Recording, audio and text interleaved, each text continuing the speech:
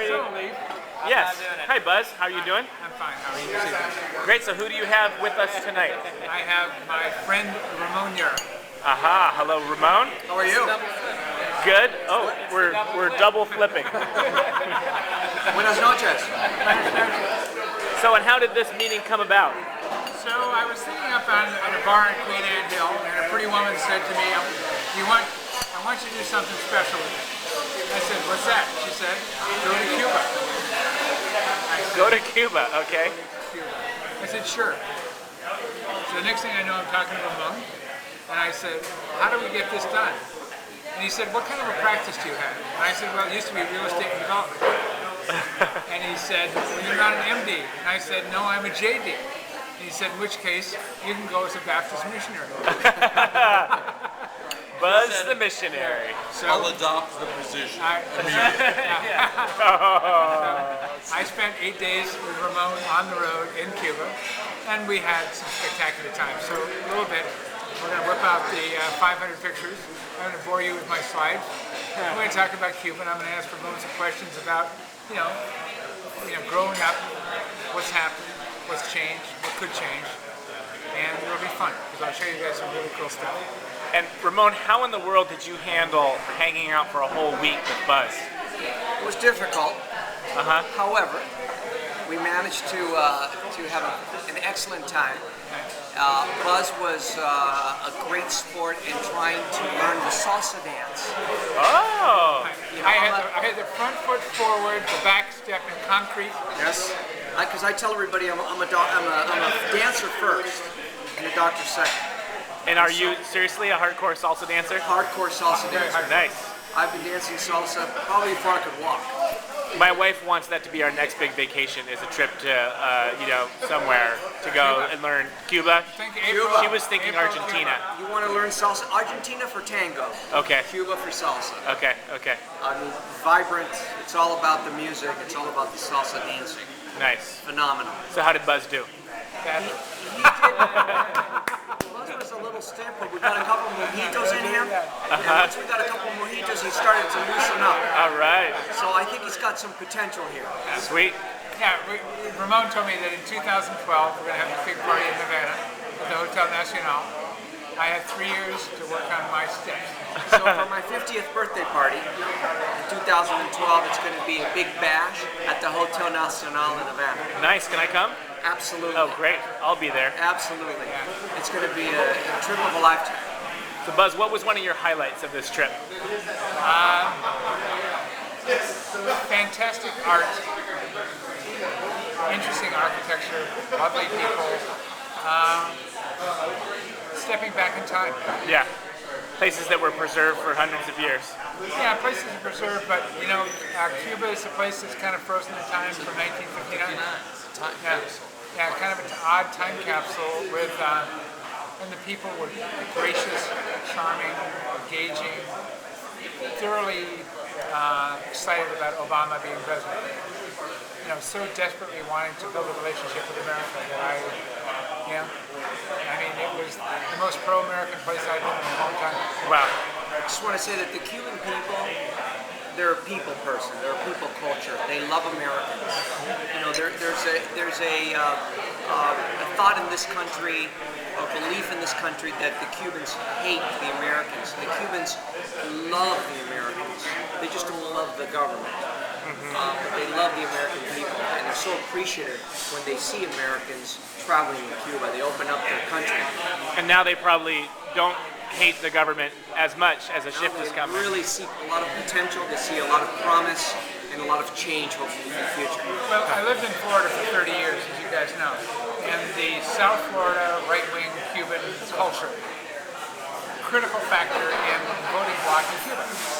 And Florida's critical to being president. So you get 23 electoral votes if you win Florida. So, you know, everybody's sucked up to the right wing, Cuban. I mean, so Ramon and I were talking about this on the way over tonight in a funny way. In the 50s, American companies owned 60% of Cuban agriculture, 60-70% of Cuban agriculture. They didn't pay taxes. They treated the people like serfs. They supported the dictator. the American mob did what they wanted. So Castro comes along and says, let's get rid of the dictator, let's get rid of the mob, let's get rid of the American company. What's not to like about that if you're Cuban? So the most democratic country in the world, the U.S., chooses to treat Cuba like a pariah because because they don't want to deal with the mob, the dictator, and the American company. And they want their country back. Shocking. I found myself riding around Cuba thinking about Boston Harbor, 1775. Get rid of the Brits, the tea, the taxes, the king. Very acceptable, part of our culture, part of our lore. So, had we dealt with Cuba in a meaningful fashion early on, would Castro have been able to survive? When Reagan chose to do business with the East, the Eastern Bloc and the Russians, the government caved in, fell apart. Fell apart because they couldn't manage this. They didn't have a context in which to manage it. Well, except Cuba didn't have a Gorbachev. Well, remember that it's very expensive to run a country. And if you don't have the support of a big power like the United States, you have to look at other sources of revenue. And the other source of revenue was Russia at the time, which was a perfect setup. Because Russia loved to be 90 miles away from their enemy. It was just a perfect setup. So they were able and willing to supply millions of dollars per day to keep the government of Cuba running in order to have that chess move.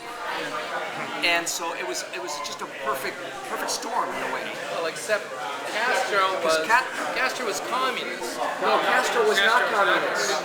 Long time. That's Well, then why doesn't the tourism work? Wait, that's a misconception. Castro was never a communist. He had no choice but to go the communist route in order to keep the revolution going. Okay? Because he had no support from the Western side. Because what the United States wanted to do is overthrow him from day one. And why? Because the affluent folks with money fled to Miami and basically said, we need to overthrow Castro. And the United States said, yes, and that's going to happen, which of course never happened. But when we kicked the Brits out, we got our own deal going. Right. So why did they kick us? Why didn't they get their own deal going? Well, if you remember Lenin and Marx suggested that the right place for the socialist revolution, first of all, was the U.S. It wasn't Russia. But our country was elastic enough to make it kind of co-opt it and make it work. What happened in Cuba is we alienated them, we isolated them, we embargoed them, and they looked around and they said, well, the Brits came back and burned down the White House years later, so we didn't have a great relation with them, but we did our own thing. We had a system where we could do our own thing. Yeah, but different world. Different 1959, 1961, 62, and by the way. It's your analogy. Yeah, but over the way, remember, we send in the invasion force to overthrow Castro. Yeah, well, there's no denying that, as we did with Iran, we'll muck. In the old days, we'd have no compunctions about mucking around with the government. Yeah, Iran, El Salvador, all kinds of Chile, Argentina. If the West would have taken a different approach and said, okay, we're going to support your revolution because Batista was corrupt and the country was run by the mob, and we're going to support you, and let's make Cuba, democratic along the way, but we're going to support you, things would have turned out differently. But that didn't happen. From day number one, when Castro rolled into Havana, okay, and the revolution occurred, what happened? The U.S. tried to overthrow Castro. Not because he was a communist. It's not because of that. You're saying because he kicked out the mob. Yeah, because he kicked out the people with Now wait a minute. Okay, why didn't he just go, hey, you guys with the power, I got your hotels here. I got your stuff. Let's work something out. Like when we kicked out Saddam, we should have said to the army, hey, we kicked you out. Let's work something out now. That's not the way Like things we work. did it. Okay?